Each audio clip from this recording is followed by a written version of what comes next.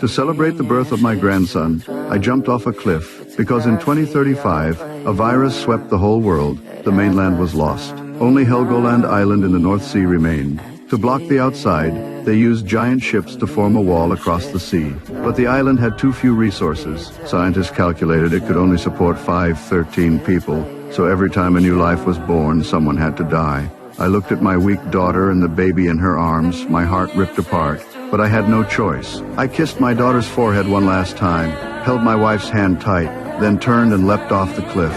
The wind tore past my ears. My life traded for my grandson's future. But no one expected the doctor to discover my daughter had twins. Now the island had one more person. The leader, Lisa, called a meeting right away. Some said one more baby didn't matter, but Lisa stuck to the rule. Ich mache eine Ausnahme, eine einzige. Ab dem Moment wird jeder sagen, warum er und nicht ich. Ab dem Moment will jeder die Ausnahme sein. Und über kurz oder lang wird sich keiner mehr an irgendwelche Regeln halten. She built a ranking system.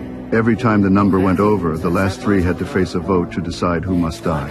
George panicked because he had crashed a truck before and lost points.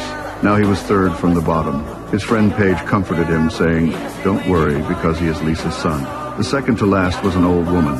The one in the most danger was John the carpenter. He had made mistakes years ago, but worked hard to redeem himself, still ending up last. The old woman, desperate to live, tried to steal the baby while my daughter slept. She was caught on the spot and left in shame. Soon came the vote. Everyone had to choose one of the bottom three to give life for the newborn. George escaped this time because the day before he gave food to a little girl, right in front of Paige's mother, Lisa, she added points, moving him to fourth from the bottom, pushing another woman down. But that woman wasn't bad, so almost no one voted for her. Next was the old woman. My daughter hated her for trying to steal the baby, so she voted. George and his wife also voted to protect themselves, but still not enough. Finally, it was John. Almost everyone pointed to him. John's wife stood up crying and revealed a shocking secret. Lisa's son had threatened her with food, forcing her into humiliation. The crowd exploded.